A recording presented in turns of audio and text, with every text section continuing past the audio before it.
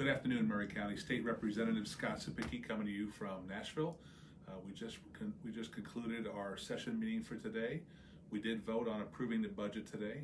I do want to announce to everybody that we did fully fund the Katie Beckett waiver, which would allow special needs children to get the necessary health care and help they need to help these families that are struggling, trying to meet all those medical bills that the special needs children are acquiring. So I was very happy to be able to vote for that today.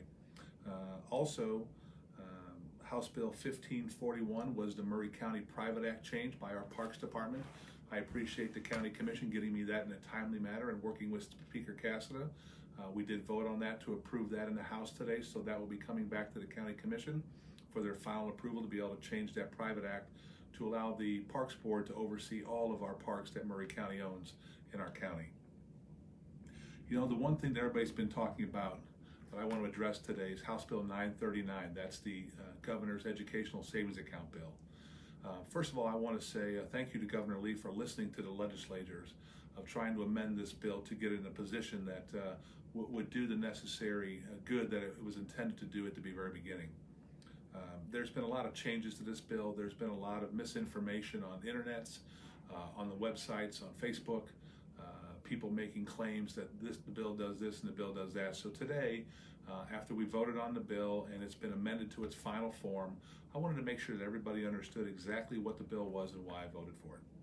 First of all, let me say this. This bill, as approved by the House, does not affect Murray County. It does not affect one teacher, one student, one principal, one citizen of Murray County in either the way these schools operate or any funding for our schools. That is not all the lies out there about that it's going to hurt Murray County and take money away from it are strictly untrue. This bill was amended by Deputy Speaker Matthew Hill to exempt 91 counties. Currently in the Senate, they've exempted 93 counties. Knoxville and Hamilton County are excluded on the Senate side.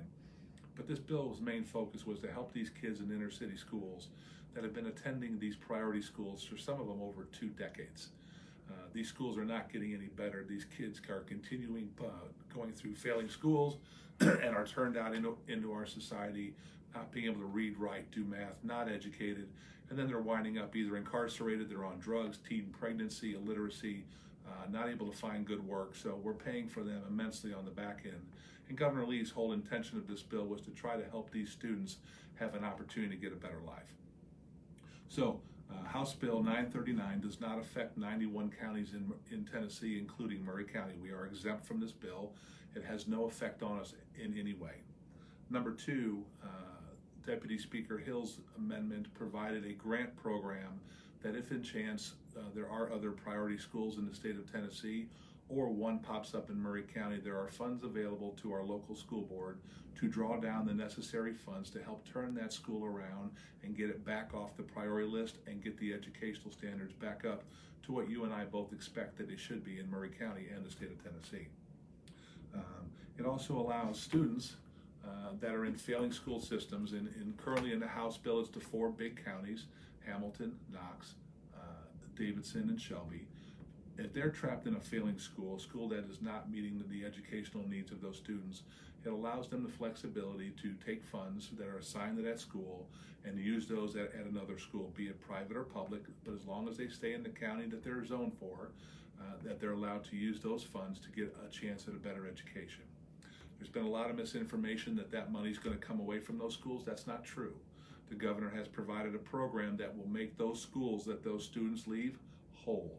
So therefore, the student will leave, those funds will leave, but the state, for a 3-year basis, will give those funds that have left back to those schools that are on the priority list to help them have extra funds to get their schools turned around, along with drawing down that money for grants to help them get off the priority list. That's the main part of this education, is we've allowed 15,000 children in our inner city schools to have a chance at a better life and a better education, while exempting the most other counties in the state from participating in this program. The best thing I can report was we've asked the governor to make this a pilot program. He has agreed. We will gather information up here in the General Assembly for 3 years, watching the evaluations and watching the grades and the advancement of these students that are taking advantage of their educational savings account. And in year 3, the state legislature has the ability to continue the program on a year-by-year basis, or we can sunset it and do away with it if the information is out there that shows it's not working correctly. So as most of you know, I did vote for this. The Maury County School Board passed a resolution urging me not to vote for the voucher bill, and I wanted to respect their wishes. And when Deputy Hill made the amendment that allowed me to vote yes to keep it away from Maury County and still allowed to help these children that need it the most, that was the main reason why I voted yes for it. So once again, House Bill 939, the Educational Savings Account, the voucher bill, does not affect Maury County along with 91 other counties. It does not change anything that the way our schools do business. It allows 15,000 students in inner city schools to have a chance at a better education. And it provides a grant program that if by chance Maury County or other counties would have a priority school that comes up, it allows them to draw funds down to help turn that school around and improve the educational opportunities for those students. I am also happy to announce in the budget that we have deposited more money into our rainy day fund. The comptroller wishes us to have about $1.3 to $1.4 billion in case we have an economic downturn. We are at now $1.1 billion in our rainy day fund, so that has been taken care of. There are some issues in the budget that I have some questions on, and I'm going to continue to ask questions about those. But going forward, Tennessee is in a good position right now. We do have our AAA bond rating. We are fully funded across the BEP. We've also added a additional $71 million for school funding.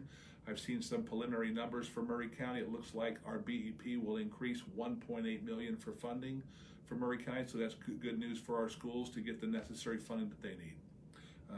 I'll be around town this weekend. It's a short week up here on the Hill. I'll be back in town on Thursday and Friday. If you have any questions or you want to Facebook question me on Messenger, feel free to. I'll be happy to answer those questions.